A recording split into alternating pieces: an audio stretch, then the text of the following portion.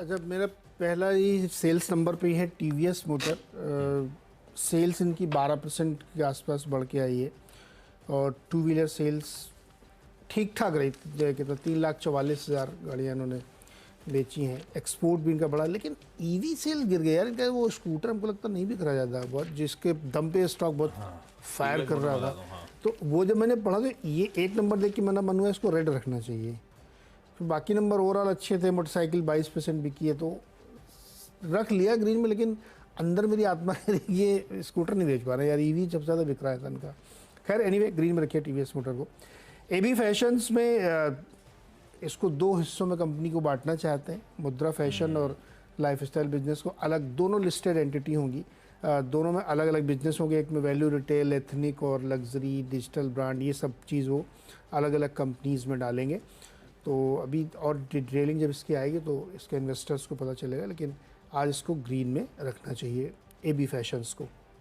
वैसे भी अब दो ही बड़े ब्रांड बचे हैं, एबी फैशन और एक दूसरा आप देखिए ज़्यादातर फैशन ब्रांड अब जियो के साथ है, रिलायंस रिटेल के पास है, तो इसको रखिएगा। तीसरा मारुति है, मैं इसको रेड में रख रहा हूँ। अभी चर्चा हो रही थी कि इसके नंबर इन लाइन है। मैं कल देख रहा था रात में इसे प्रोडक्शन नंबर, तो हालांकि पता नहीं, लोग कहते हैं बहुत सिग्निफिकेंट नहीं, लेकिन आपने भी एक जो जिक्र किया ना एसयूवी बहुत बिक रही है, जरा आप देखिए इनका। आल्टो और एस्प्रेसो की बिक्री गिर गई है, मतलब कम, सॉरी प्रोडक्शन घटा है। 15 के सामने 13,000 बनाई। Baleno, Celerio, desire, Ignis, Swift, Wagner, ये सब 92,000 से घट के 83,000 प्रोडक्शन है। फिर सियाज में केवल काफ़ी सिग्निफिकेंट जंप है। और उसके बाद आप देखेंगे Brezza, Ertiga, Fronx, Jimmy, XL6, इनके नंबर डबल हो गए। यानी महंगे वाले स्पेस में गाड़ियाँ बिक रही। छोटी कार जिनके लिए मारुति जानी जाती है, वहाँ अब इनका प्रोडक्शन काफ़ी गिरा है। मुझे ऐसा लगता है कि ये अब उस स्पेस में ट्राई कर रहे हैं जो 10-15 लाख से ऊपर वाली रेंज में है। जिमनी का प्रोडक्शन डबल हुआ है क्या? हाँ, जिमनी का बढ़ा है ना। खरीदार हैं क्या? 29,000 टोटल था, अब 53,000 हो गया। अजीब सी गाड़ी बना दी है, इतनी उम्मीद थी मुझे जिमनी से। सॉरी टू से, कंपनी वाले सुन होंगे गुस्सा हो जाएंगे, मुझे टॉय कार टाइप की लगती है। हाँ, सच है, बहुत ही अजीब सी दिखती है यार वो, हॉट व्हील्स लगती है वो। तो पता नहीं। तो प्रोडक्शन नंबर बहुत एनकरेजिंग नहीं लग रहा है मुझे। टोटल 154 के 1,54,000 के सामने 1,66,000, क्या मुझे लगता है इसको रेड में रखना चाहिए। तो इसलिए मारुति मेरे हिसाब से रेड में तीन ना, बिल्कुल ठीक है। एस्टर डीएम हेल्थ केयर, इसको हरे में डाला। पिटा हुआ स्टॉक है, जरा 3-6 महीने का चार्ट उठाइएगा और उसके बाद यहां पे थमा है आके। और कल अपडेट आया कि डॉइचे बैंक सिंगापुर ने इसके गिरवी रखे 4,42,00,000 शेयर्स, यानी कि इस कंपनी की कुल आउटस्टैंडिंग इक्विटी का करीब 8-9% के आसपास का स्टेक, वो गिरवी रखे शेयर रिलीज कर दिए। अच्छी खबर। और ये देखिए स्टॉक रीसेंट हाई से करेक्ट होकर ट्रेड कर रहा है। देखते हैं आज दम कम दिखा पाता नहीं दिखा पाता। खबर अच्छी है इसीलिए ग्रीन कर दिया। एक स्टॉक जिसका वो मेरे ख्याल से राइट्स इशुएंस आया था, साउथ इंडियन बैंक, गजब मूव था कल ट्रेडिंग सेशन में। कल वैसे छोटे मझौले शेयरों के जलवे थे। साउथ इंडियन बैंक कल मेरे ख्याल से 7-8% इंटरडे चार्ट रखिएगा, 7-8% का बहुत बढ़िया मूव। अब तो 30 रुपए के आसपास आके खड़ा हुआ नजर आएगा आपको।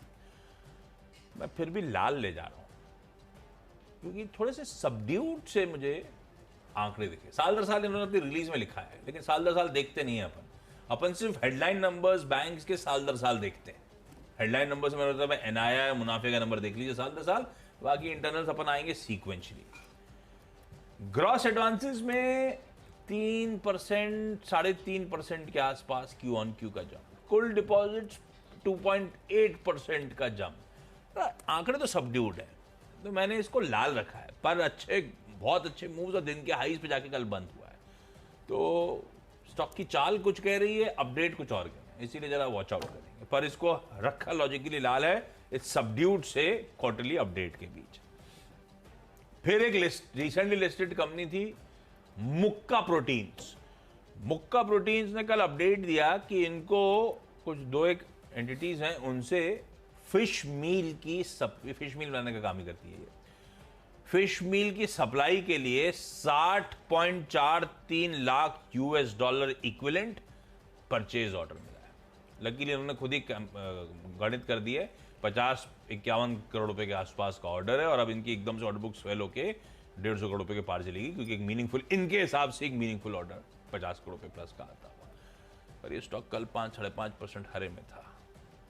पर वो मुश्किल है मेरे लिए। साउथ इंडियन बैंक ये सब, क्योंकि कल 8:1 9:1 का रेशियो था एडवांसेस का, तो कल बहुत सारे छोटे मझोले स्टॉक बहुत तेजी दिखा रहे थे। कितना तक डिस्काउंट हो गया या जनरल तेजी थी, ये खबर डिस्काउंट करनी है वो देखना पड़ेगा अपने को। मुक्का proteins at least update order back करने की न्यूज़ पर हरा रख दिया। 3 छोटे Aster DM, south Indian bank और मुक्का हरा लाल हरा।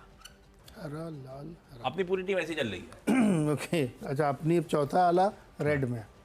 यूनो मिंडाइज में बड़ी इंटरेस्टिंग खबर है।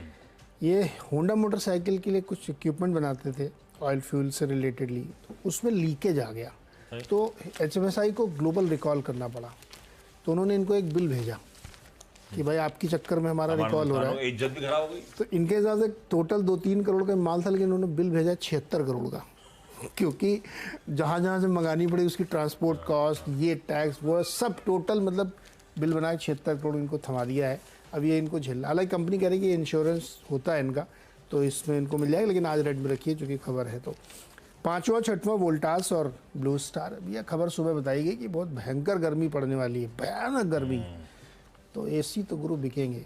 अब आपको महंगा पड़े सस्ता पड़े पता नहीं, वैसे 1 टन का AC जो है आजकल 32-34 हज़ार का मिलता नहीं है, दाम बहुत बढ़ गए। लेकिन फिर भी मुझे लगता है कि कूलिंग वाली कंपनी जिसमें वोल्टास है, ब्लू स्टार, सिम्फनी, सब ध्यान रखिएगा। तो इन दोनों को हमने ग्रीन में रखा है। एक छोटा सा ब्रेक के बाद अगले 4 स्टॉक्स।